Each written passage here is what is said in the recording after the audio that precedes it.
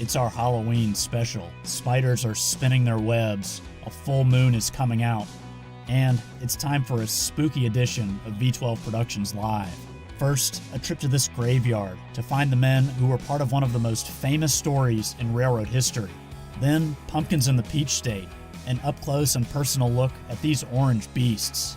And we're learning about the bizarre past of the creepiest building featured in the Netflix hit Stranger Things. It's all next on V12 Productions Live.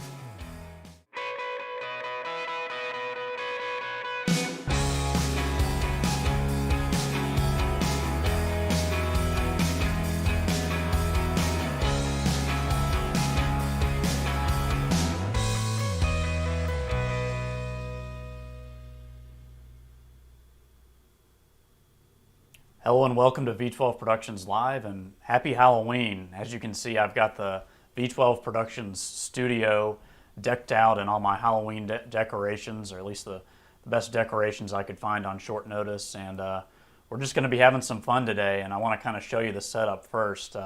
We've got this cool test track here, if you want to call it that, and we've got some pumpkins on there already. We're actually going to go through and look at some of these different BNSF paint schemes. I'm going to be debuting a new video on here for you, kind of going through all the different BNSF paint schemes I've seen over the years, including maybe one rarity, but you West Coast guys, West Coast rail fans, y'all have probably seen it before. But I'm hoping this is going to be a lot of fun, but we're actually going to start out looking at probably one of the most famous stories in railroad history, and to do that we're actually going to have to go to a graveyard, and it gets a little spooky, so check it out. A full moon. Creatures of the night are out, and we're headed to a graveyard to find some of the men involved in one of the most famous stories in railroad history. Alright, I'm just kidding. As you can see, it's the middle of the day, but we are headed to the burial site of some of Atlanta's most well-known residents. This is Oakland Cemetery. Opened in 1850, it was originally called City Cemetery, but in 1872, it was renamed to reflect the large number of oak trees on the property. Famous names like Margaret Mitchell, author of Gone with the Wind, and Maynard Jackson, Atlanta's first African-American mayor, are buried here. One of Oakland's most striking features is its Civil War graves. Many amazing and tragic stories came out of that conflict, but one often stands out among those who are fascinated with railroad history: the Great Locomotive Chase. It all started here, on the old Western and Atlantic, in Kennesaw, Georgia, once known as Big Shanty. This is where James J. Andrews, a civilian working for the North, and his group of raiders stole a locomotive and headed toward Chattanooga. Their plan? Destroy telegraph wires and tracks along the way in hopes of disrupting Confederate communications and troop movements. It was all set into motion on the morning of April 12, 1862. The men stole this locomotive, named the General, but the train's crew wasn't going to let them escape. The Confederate pursuers eventually acquired this locomotive, the Texas, and ran it backwards until the end of the chase. Andrews and his men were unable to take on wood and water, and eventually had to ditch the General near Ringgold, Georgia. They were all caught. James J. Andrews and 7 others were executed. Several of the men were the first recipients of the Congressional Medal of Honor. But what about their Confederate pursuers? They were hailed as heroes in the South. And conductor William A. Fuller, engineer Jeff Kane, and Western and Atlantic foreman of machinery and motive power Anthony Murphy are all buried here at Oakland Cemetery in Atlanta. Now, it was time to find them. You could spend all day at this place. There's so much history here, and it has its own unique beauty. The first man I found was William A. Fuller. He was the most celebrated of the 3 men, and his grave reflects that. Next, it was time for a little detour. You're never too far away from railroad history here. These tracks connect the former Georgia Railroad with the old Western and Atlantic. They're now used by CSX, and part of MARTA's Blue Line runs above them. The Great Locomotive Chase didn't go by here, but it's fitting that these men ended up buried so close to the railroad. So, with a modern diesel locomotive idling in the distance, I found Anthony Murphy. His grave is just steps away from the final resting place of author Margaret Mitchell. This is a family plot, and many of his relatives lie beside him. With its brick pathways and aged gravestones, this cemetery has many stories to tell. But, for better or for worse, a major theme in the story of Atlanta is progress. Next door, construction crews are hard at work on a new development. Fortunately, Oakland Cemetery is on the National Register of Historic Places, and the City of Atlanta and Historic Oakland Foundation work hard to maintain and preserve this place. Away from the construction, the final resting place of Jeff Kane was the hardest grave to find. Here he is. At least I think that's him. Many of the tombstones around here have been well weathered over time. That's okay though. They're still here, along with the markers of the many men who fought and died in the Civil War. Most of those men fought for the Confederacy, but more than a dozen Union soldiers are also buried here. They're all now a part of American history. So, with the moon out and the sun setting on the tracks nearby, it was time to call it a day. A day of searching through the present to learn more about the ghosts of our past. So, what happened to the locomotives that were used in the chase? Well, believe it or not, 2 of them are preserved right here in Metro Atlanta. The famous General, the one Andrew's Raiders stole, is preserved here in Kennesaw at the Southern Museum for Civil War and Locomotive History. And the Texas, one of the locomotives that was used to pursue the Raiders, is preserved at the Atlanta History Center. And they're both worth checking out.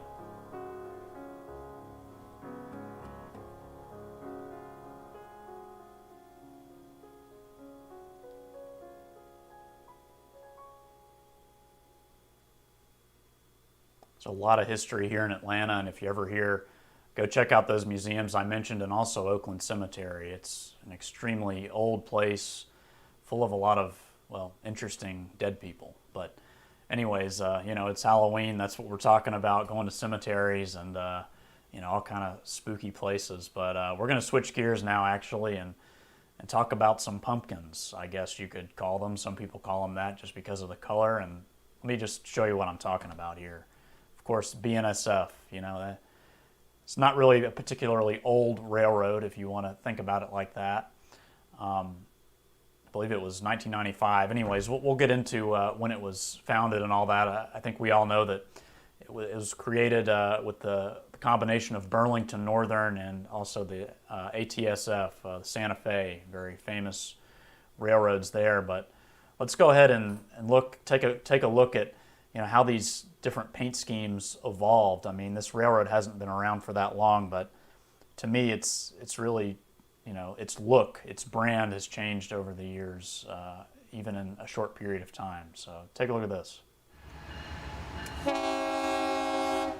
In my opinion, the paint schemes on BNSF locomotives have evolved more than any modern Class 1 railroad.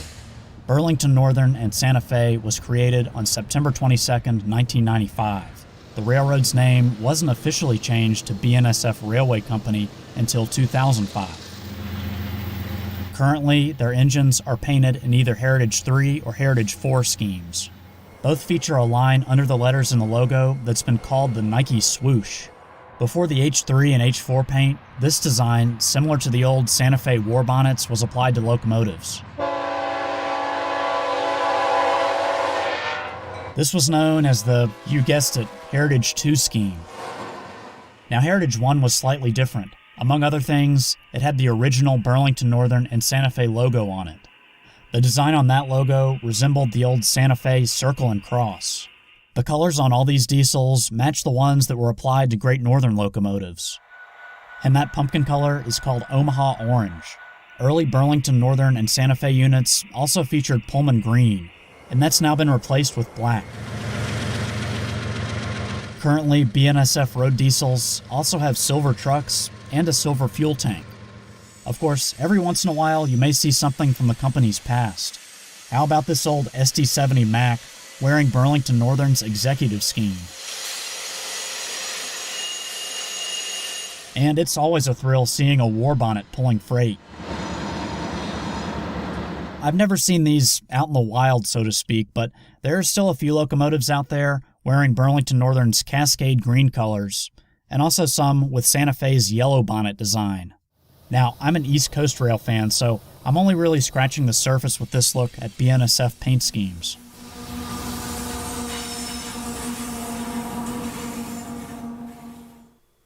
always thought both Burlington Northern and the Santa Fe paint schemes throughout the years have been really cool, and especially I like the Burlington Northern logo. Let's take a look at the logo here.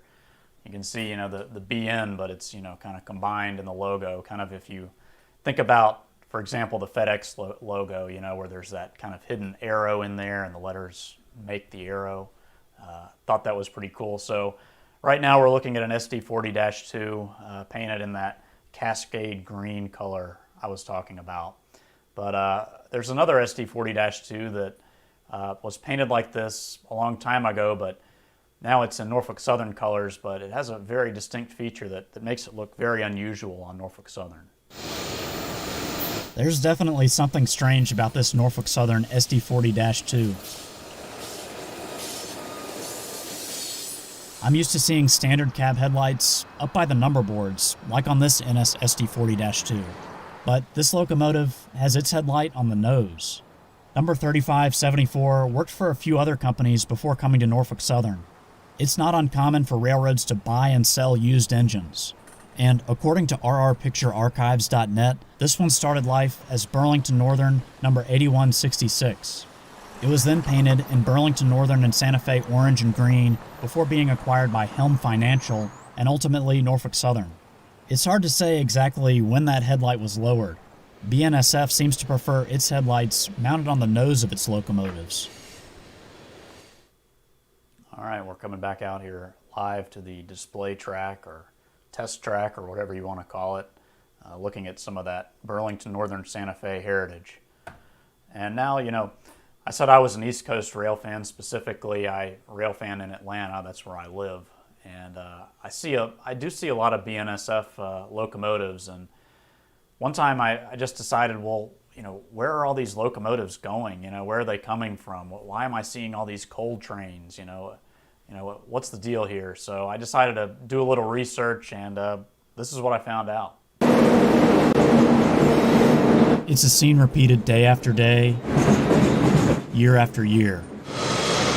Bright orange locomotives pulling tons of coal through Atlanta, Georgia. So where is it all going? And where did it come from? To answer those questions, you have to start at the train's final destination, the quiet town of Juliet, Georgia. It's known for its part in the 1991 film Fried Green Tomatoes, but there's a different side to this place. Just about 6 miles from the famous Whistle Stop Cafe, these coal trains are ready to be unloaded. They help fuel Georgia Power's massive Robert W. Shearer power plant. According to Georgia Power's website, the plant is capable of producing nearly 3,600 megawatts of electricity, or enough to power 2 million homes annually. The trains that stop here can total 135 cars. That's more than 1 mile long. And in case there's any doubt about where these things are headed, check out the reporting marks. RWSX, the Robert W. Shearer Electric Generating Facility, belonging to the Georgia Power Company. Each one of these cars holds around 120 tons of coal. The trains are so long, they require locomotives at the front and back to help them make their journey. So where does that journey begin? Believe it or not, it starts more than 1,700 miles away in Wyoming's Powder River Basin. This is the biggest coal deposit by volume in the U.S. The coal mined here is subbituminous and has a lower sulfur content than Appalachian coal. This helps power plants meet modern emission standards. Once it's pulled out of the ground, the coal is loaded onto trains operated by Burlington Northern Santa Fe and Norfolk Southern. Those trains then make the long trip to Georgia. But while the distances these trains travel are immense, once they reach the plant, it only takes around 2 hours to unload them. These trains are equipped with rapid discharge hoppers, meaning the coal is released from the bottom of the cars, and the trains don't have to stop once they reach the unloading platform. At least 2 trains per day are unloaded here. These satellite images from Google Earth help to put everything in perspective. From the coal pit where the trains are unloaded to the facility itself, everything about this place is massive. It's no surprise that its chimneys and cooling towers can be seen for miles. But it's what you can't see that has many people concerned. The plant ranked as the second highest carbon emitter in the United States, according to this list compiled from 2018 data reported to the U.S. Environmental Protection Agency. And people's fears go further than just what the plant is putting in the air. According to reports published by the Associated Press, the Atlanta Journal-Constitution, and others, environmentalists and residents say waste from the plant, known as coal ash, is seeping into the area's drinking water, a problem people want the power company and lawmakers to address. As for the railroads, demand for coal in the U.S. is going down, but transporting the rock will likely be a part of their business model for years to come.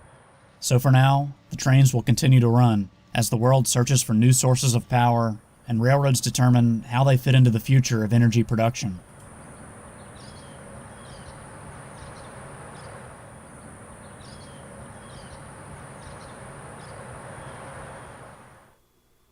That's some interesting information for you. That's a really long journey that those coal trains take. I mean, it's pretty amazing the logistics involved in running a railroad and, getting a train like that, over the BNSF and then onto Norfolk Southern and then off to its final destination. So we saw some EMD power, which is my favorite. Those are my favorite locomotives to see. Anything by Electromotive is great to see. And I do love the SD70 Aces, so I figured let's go ahead and fire one up and have some fun.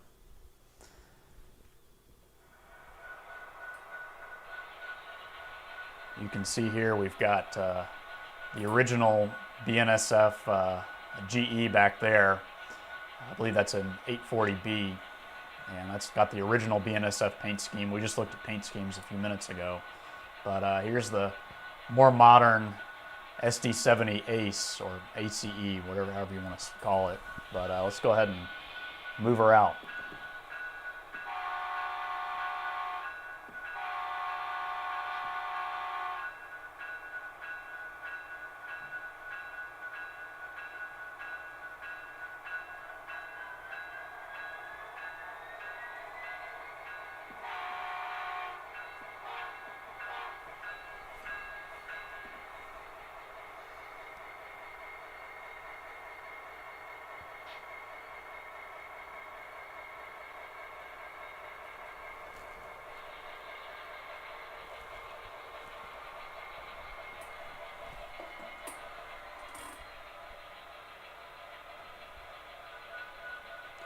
All right, so there you go. We'll probably run some more trains in a minute here, but let me go ahead and mute this guy. And I want to look at probably my favorite, maybe my favorite paint scheme of all time. I think you may know what I'm talking about. Red, yellow, silver, has Santa Fe on the front of it. Yeah, we're gonna take a look at that paint scheme now. Every once in a while, you come across things on the railroad that are out of place both in your region and out of place in time. That's exactly what I found at CSX's Howell Yard in Atlanta, Georgia on November 8th, 2020. Typically all you see here are blue and yellow CSX road switchers and big 6-axle GEs, but today was different. The red and silver paint on these engines is distinctive, and I think most people, even non-rail fans, would recognize it. These locomotives once pulled freight for the famous Atchison, Topeka, and Santa Fe Railway. They wear the famous war bonnet paint scheme and were built in 1995, a little more than a year before the Santa Fe merged with Burlington Northern to form BNSF. On these other units, you can see how that railroad tried to evolve the paint scheme, but frankly, it just wasn't the same. Let's face it, these colors look the best on the streamliners they were originally intended for. The first locomotive to wear them was the Electromotive Corporation E1. The paint scheme itself was designed by Leyland Knickerbocker, who worked in the General Motors art and color section. It looks very much like a Native American headdress, with a red bonnet wrapping around the front of the engine. Units wearing this livery were used to pull Santa Fe passenger trains for decades. Sadly, the paint scheme disappeared when Amtrak took over those routes. But it eventually made a comeback. In 1989, Santa Fe resurrected it as part of its Superfleet campaign. Locomotives like these Electromotive Division SD75Ms worked well with the design because of their wide-nose North American safety cabs. This is probably the most iconic paint scheme in railroad history. How many kids have toys painted like this? And how many of us model train enthusiasts just had to have at least one war bonnet of some kind on our layout? I don't know why these things were here in Atlanta or where they were going. Locomotives often have second or even third lives. These machines started with Santa Fe, then worked for BNSF, and are now owned by Progress Rail. Let's hope their next assignment doesn't involve a trip to the scrapyard.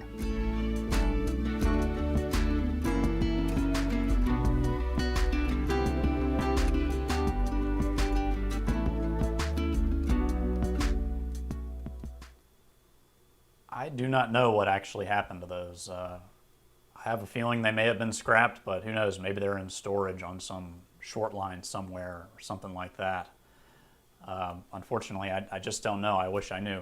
So we looked at the war bonnet paint scheme. We're actually going to look at one more, some GE or a GE locomotive that's painted in the war bonnet scheme in just a second. But first of all, I want to ask your opinion about the old yellow bonnet, that freight paint scheme here on a Jeep. I don't know. I actually like it. I think it, kind of, again, it evolves the ATSF paint scheme a little bit. Yellow, blue. I think it looks great. And my other question would be, what do you think about this paint scheme? But also, probably more you West Coast guys, have y'all ever seen one of these things out there working? I think there are still a few around.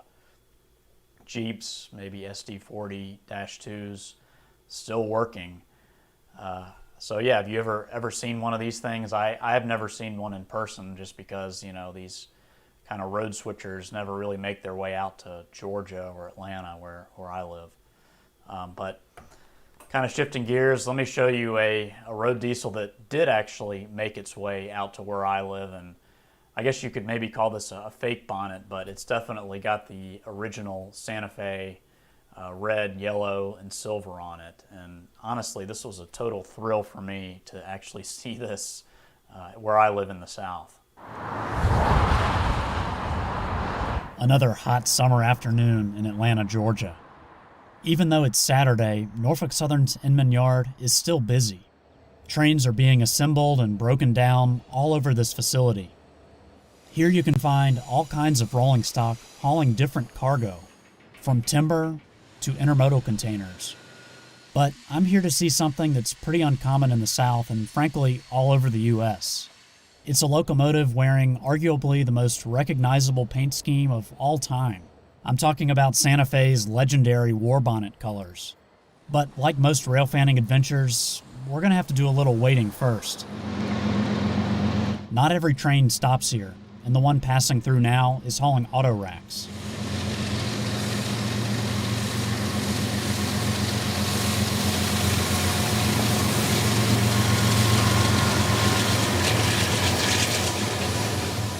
Next up, intermodal containers with an Electromotive SD70 ACE up front.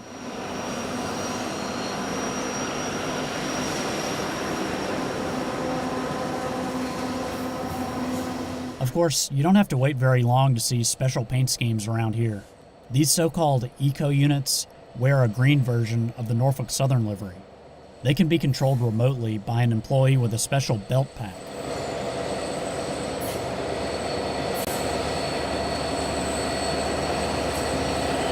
And this odd-looking machine is called a slug.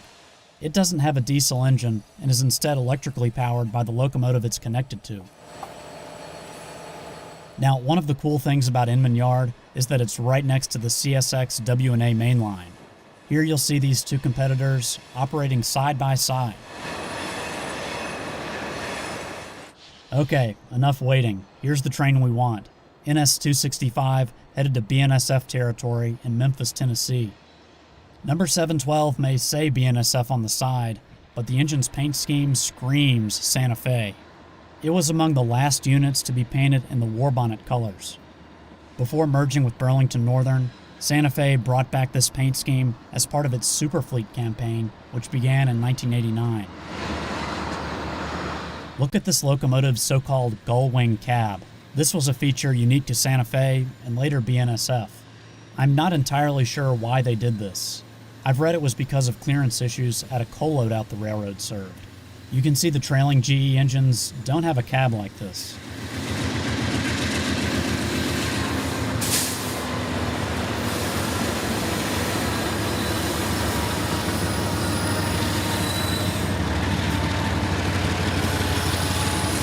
This GE C44-9W was built in 1997 after the Santa Fe Burlington Northern merger.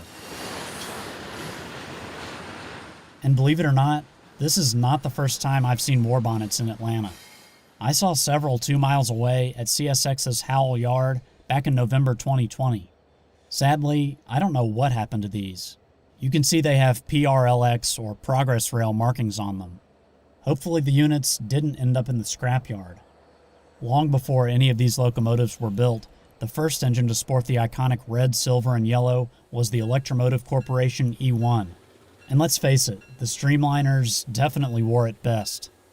Now, BNSF did try to evolve this paint scheme, but it just wasn't the same.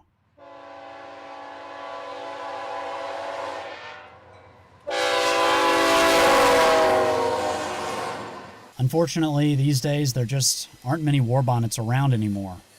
Luckily, the paint scheme is still very recognizable, even by non-rail fans. Perhaps you had a toy painted in war bonnet colors growing up, or a model like this HO scale GE-840BW. But no matter how you were introduced to this legendary railroad, it will live on as an icon of American history.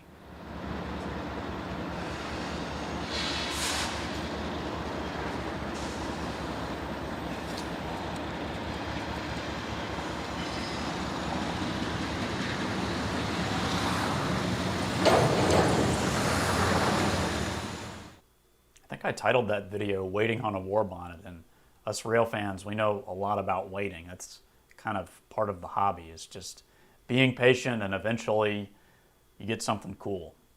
All right, so this next video, you're gonna see some of those orange pumpkins, but you're also gonna see a lot of red power tools. A quiet day in Beaufort, Georgia. The silence is only interrupted by freight trains passing through town. But things were a little different on the afternoon of September 2nd, 2021. Just after 2 p.m., this would be the site of something that happens far too often in the U.S., a railroad crossing accident. And this is the body camera video from the Gwinnett County police officer who witnessed it all. The body cam's audio begins after he gets out of his cruiser. The train's brakes are still squealing.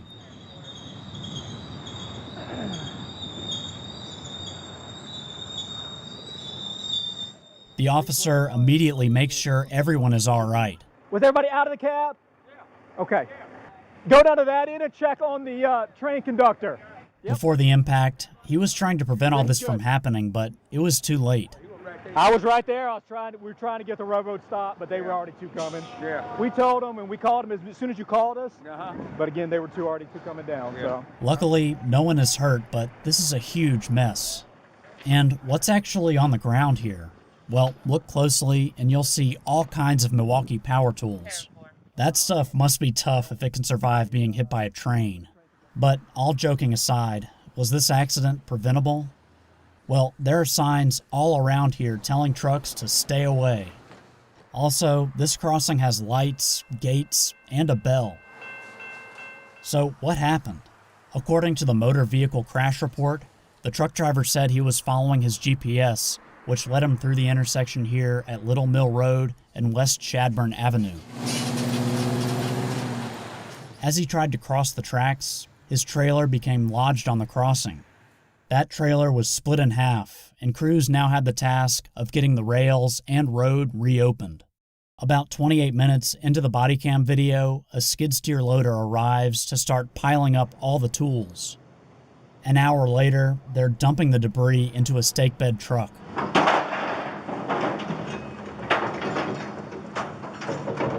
Then we can see a heavy wrecker on the scene removing part of the trailer. An hour and 32 minutes in, you can see a northbound intermodal train passing the crossing as the southbound that hit the truck is rolling away. Hey, I'm here with the... Later, the back half of the 18-wheeler is lifted into the air. Then, it's time for a whole lot of paperwork. 2 days after the accident, when this video was shot, it looks like nothing happened here. You can see all the crossing's warning devices in action as this southbound passes by.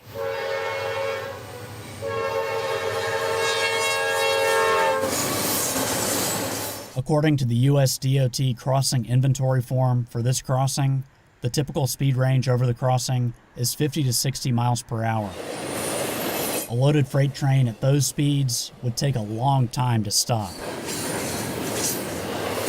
So, what do you do if you encounter a problem at a railroad crossing?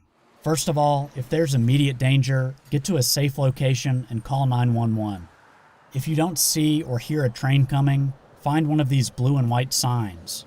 These are called Emergency Notification System or ENS signs. They have an 800 number you can call, along with the crossings number that you can give to the operator to tell them exactly where you are. According to the motor vehicle crash report, the driver of the truck in this case was issued citations by the police. But the real story here is that everybody walked away uninjured. Obviously, trains are extremely powerful machines and should be respected. You know, what the police officer's body camera recorded was truly amazing, but it should also serve as an important reminder that we all have to be careful and alert anytime we're around railroad tracks.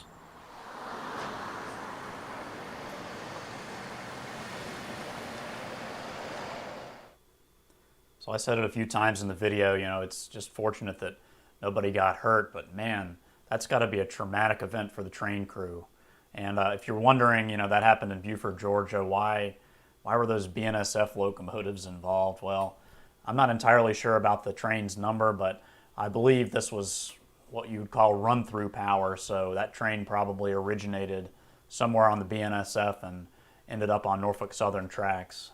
But again, luckily nobody got hurt, and hopefully the train crew doesn't have any kind of, you know, PTSD or whatever from hitting that trailer. All right, so we've talked about these orange beasts, these big locomotives that travel down the rails, but I actually found another orange beast that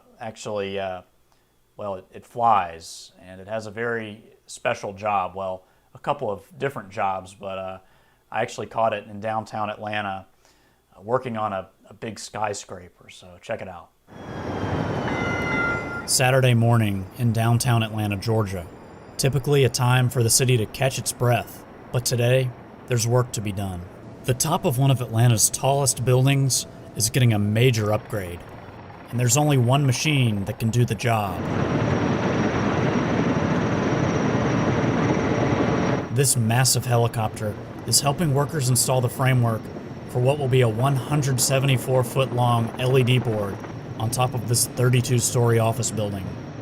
But it's no easy task maneuvering heavy loads around big buildings. Police shut down several blocks to keep people back. No doubt, this is a dangerous job, but this chopper is up for the challenge. This Ericsson S64F, nicknamed Sunbird, has two Pratt & Whitney engines producing more than 4,000 horsepower. And all that power pays off. It can lift 25,000 pounds. The unique craft is often called in to help fight forest fires, dumping thousands of gallons of water onto the flames. With windows up front on all sides, the crew has a nearly unobstructed view of the aircraft and its load. The chopper and the people flying it make things look easy as they navigate past the soaring structures of downtown Atlanta. Meanwhile, more than 450 feet up, a team of workers guide in the pieces of steel and weld them in place. This is definitely not a job for the faint of heart. And as curious people watch from the ground, the framework begins to take shape. Soon, LED panels that can light up the night sky will be attached to the top of the building. Developers hope to have the project done before Atlanta hosts the Super Bowl in early 2019. As for the Ericsson S64, well, it's off to face its next challenge.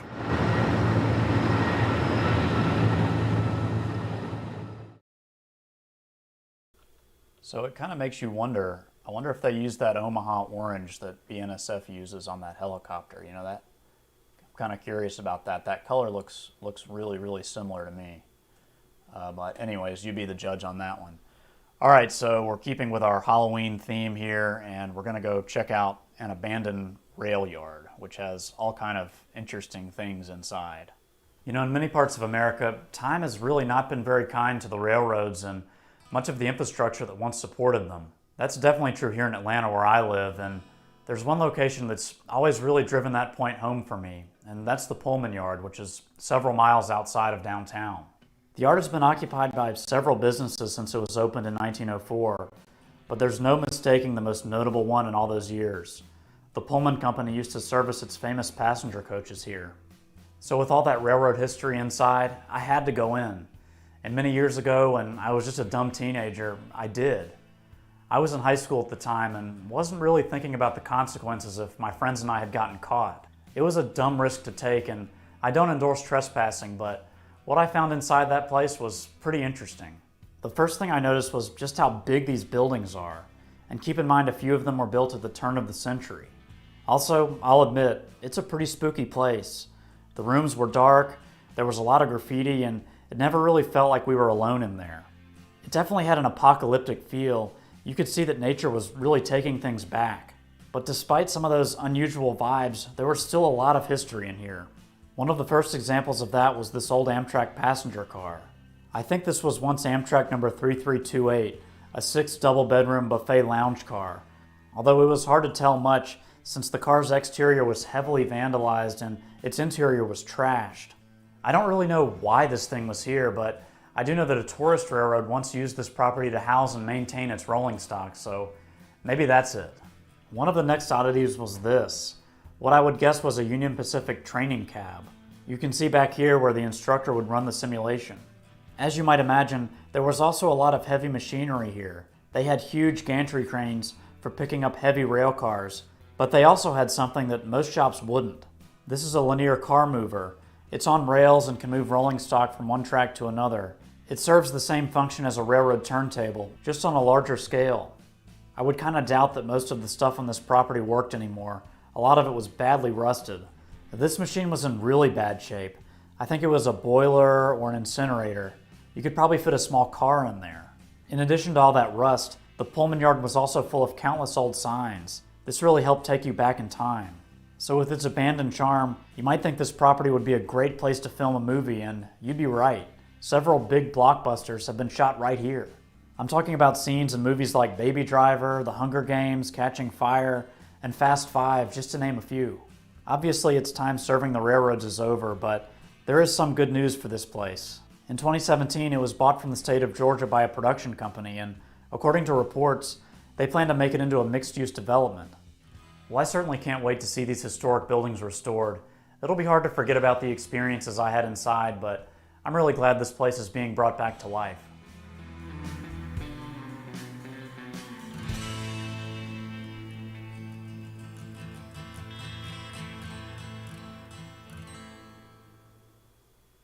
And it has been brought back to life, actually.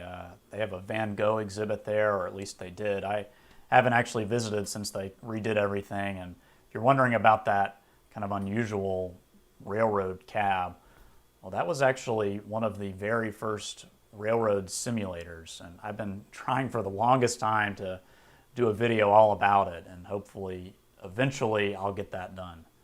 So, I think like any big city, Atlanta has quite a few abandoned buildings, and all those buildings have a story behind them, and they're also, most of them are very spooky. So here's one more abandoned building for you.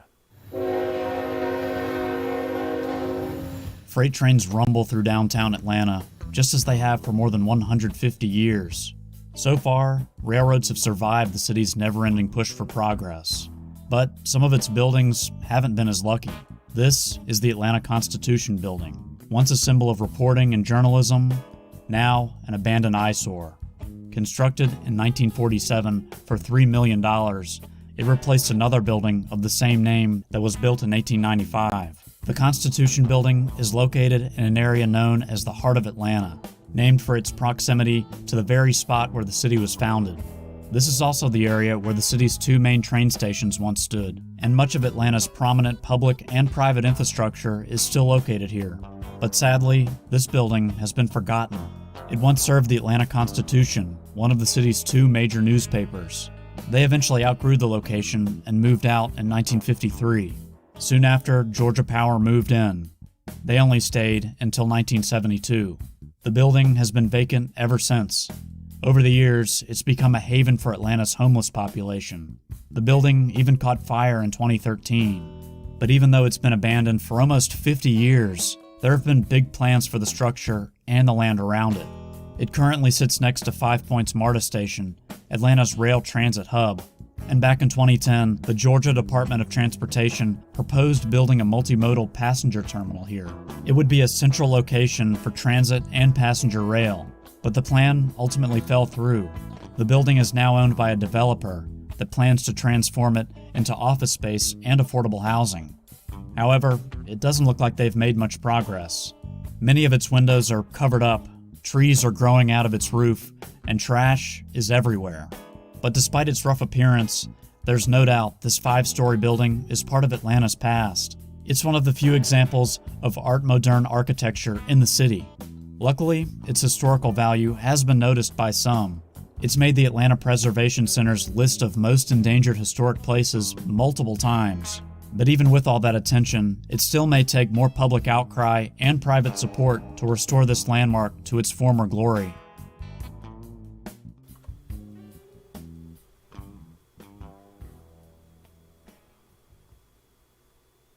So in the chat over there, we're talking about rail fanning locations, and I mostly just stick around Atlanta and Georgia. I do need to kind of get out of my comfort zone and go to some other states, but hopefully eventually I'll end up, going to Pennsylvania, maybe the Horseshoe Curve. I'd really like to visit there. I've got a whole list of places that I want to go.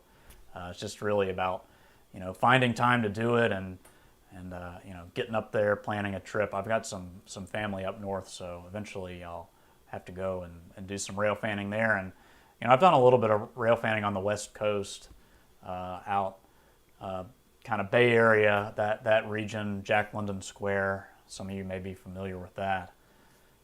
But anyways, let's keep going on the Halloween special, and then at the end here, I think we're gonna run some model trains on the test track back there.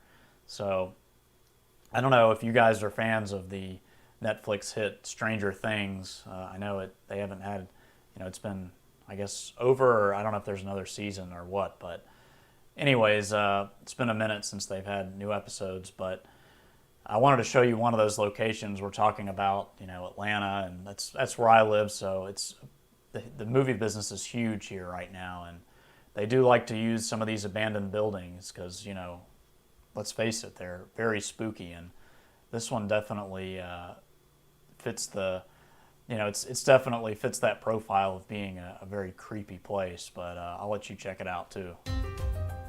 Drive or fly just east of the towering skyscrapers of downtown Atlanta, and you might see a building that's just downright strange. This unusual, seemingly windowless building plays the role of Hawkins National Laboratory in the Netflix series Stranger Things. There, Dr. Brenner, one of the series' main antagonists, performs experiments on a mysterious girl with psychokinetic powers. What goes on in the fictional lab is nothing short of bizarre, but the real building has an unusual past of its own. It once housed the Georgia Mental Health Institute, a 141-bed psychiatric hospital in Atlanta's Druid Hills neighborhood. The facility opened in 1965 on property once owned and occupied by Asa Candler Jr., the son of the founder of Coca-Cola. Over the years, doctors provided mental health services to children, adults, and the criminally insane. Inside the strange structure, there are patient rooms, offices, auditoriums, a gymnasium, and a series of underground tunnels that connect to the surrounding buildings. It all closed in 1997 and was bought by Emory University. It now makes up the school's Briarcliff campus, which is just a few miles from the main grounds of the university. Much of the building is now vacant, and there's no telling what's next for the historic property, but it will likely continue to be a spooky presence in many films and TV shows to come.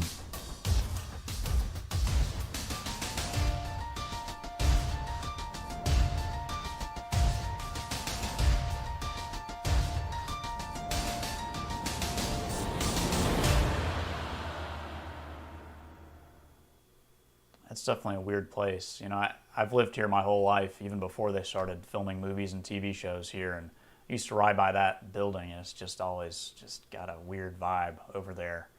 Anyways, one more spot from the Netflix series Stranger Things that I wanted to show you. Summer 1985. Starcourt Mall has just opened in Hawkins, Indiana. It has all the trendy stores and is a huge hit with residents. But this isn't Hawkins, and this mall has seen better days. Opened in 1984, Gwinnett Place Mall in Duluth, Georgia was the perfect location to film the third season of Stranger Things. Like its fictional counterpart, the mall was once wildly popular. Major names like Rich's, Davidson's, and Sears once drew people from all over North Georgia. Sadly, larger malls and other outside factors have left much of the facility empty, a blank canvas for filmmakers to create another world. Countless scenes in Stranger Things take place here, in the mall's food court. That's where set designers created dozens of fake restaurants and stores. The show has since wrapped, but another production is currently filming here. Lately, people have been stopping by just to catch a glimpse of the former Stranger Things set. These barriers prevent fans from seeing inside. It's unlikely the mall will ever return to its former glory as a center for retail. According to local media reports, most of the mall may soon be bought and turned into a 20,000-seat cricket stadium and mixed-use development. But no matter what the future holds, the mall will live on in our minds as a place where an extraordinary group of kids ate ice cream, snuck into movies, and battled monsters from another world.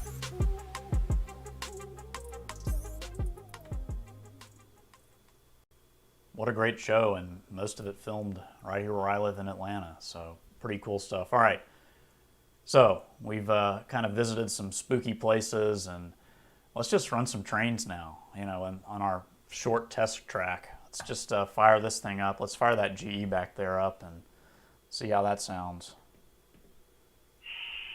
Now, this is an older model that I have. It's made by Atlas.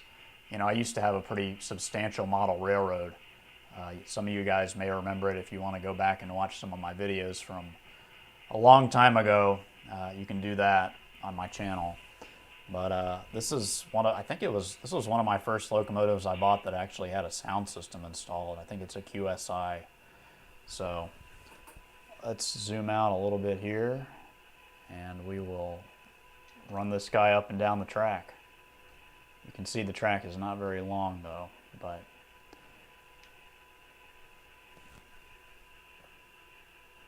all right.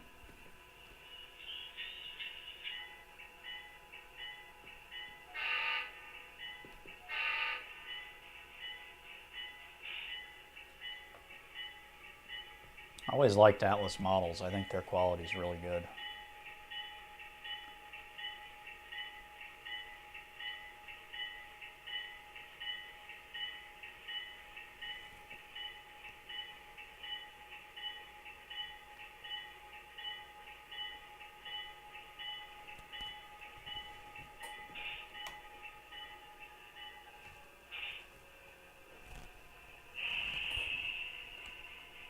Let me go ahead and get this guy going here.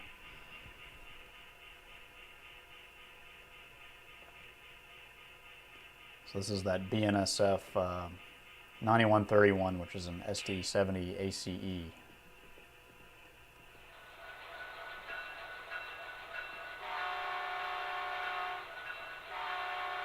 This was a very early, I believe this was the first generation this is an Athearn Genesis model. I think this was the first their first go around with these, so it's fairly old. It has a few lights out, but hey, it still runs, it still sounds good. I love this horn.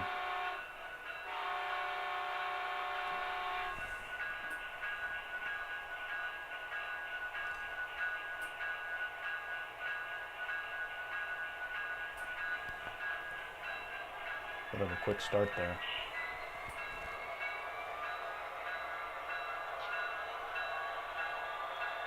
Trying to follow it here and run the camera.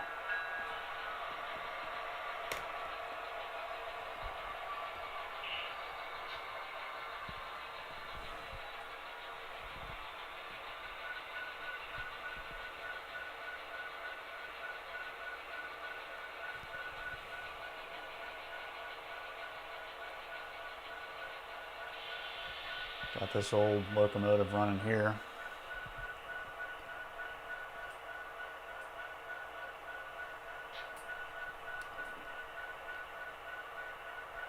And I don't know if you guys are interested, we could always run some other models on some other live stream. That could be kind of fun.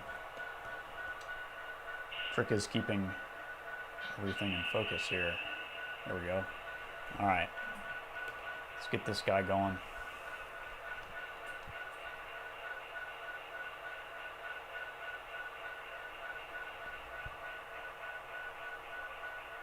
Yeah, I like BNSF a lot too. Someone made a comment there.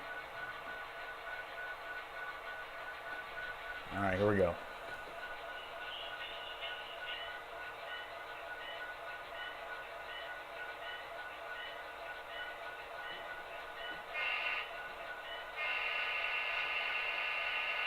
I like these old GEs, but man, I'm getting sick of seeing all the GEVOs out there on the rails. But you know, GE's really the dominant builder at this point, so we just got to deal with that.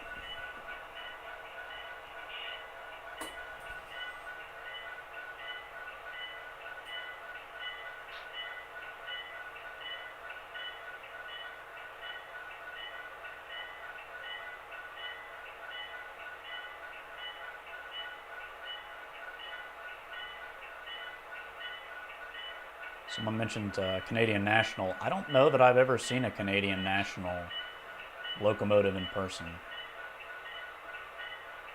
I saw a Canadian Pacific locomotive maybe 2 weekends ago. That was pretty cool.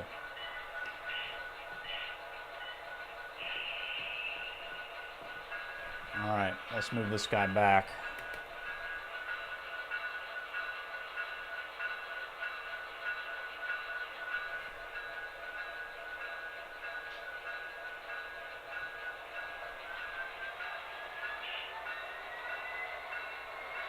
If I can keep up.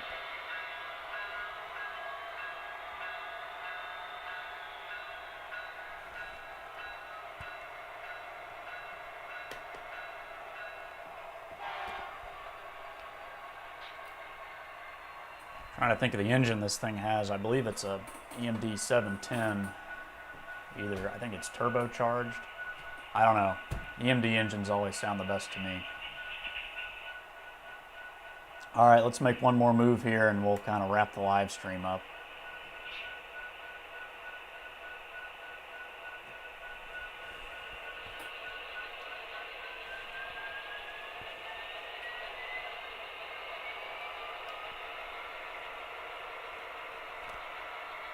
All right, so I'm operating a little bit here. If I can keep up. Got a lot of things going on here.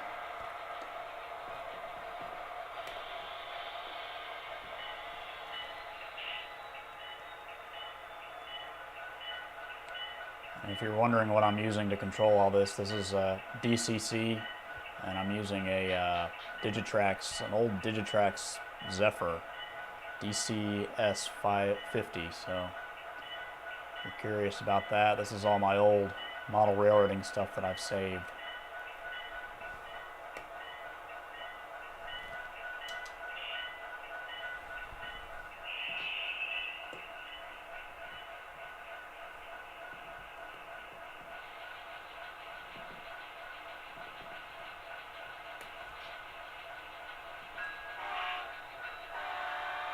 Go ahead and tie these things down here.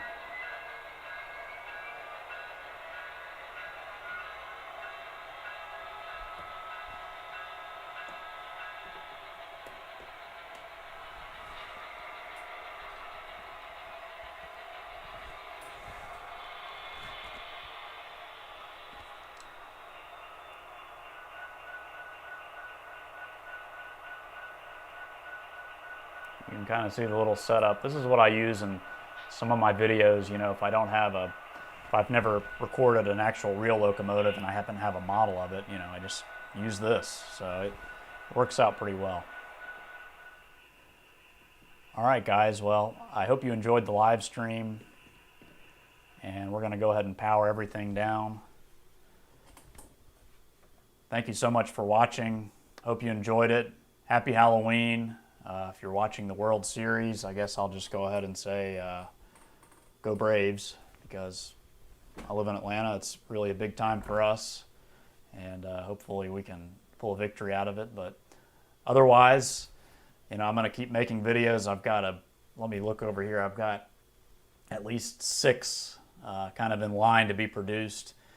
I'm planning the next one is going to be this really cool ride that I took on the Hartwell Railroad. You may have seen, I posted a little video on Instagram, and I've posted a few behind the scenes stills from it, but I was fortunate enough to get to ride on a restored motor car, which is like an inspection vehicle that they seat between 2 and 6 people depending on the size of the car. But I was fortunate enough to be invited by an owner of one of them to ride out there, and it was a very memorable experience. It was a long day, but totally worth it. I mean, I don't know how many miles we traveled, but it was a long trip on the railroad. So I'll be putting that together. You'll get kind of a firsthand point of view of the Hartwell Railroad and some of their old equipment, and we'll also talk about this really interesting hobby of owning a motor car.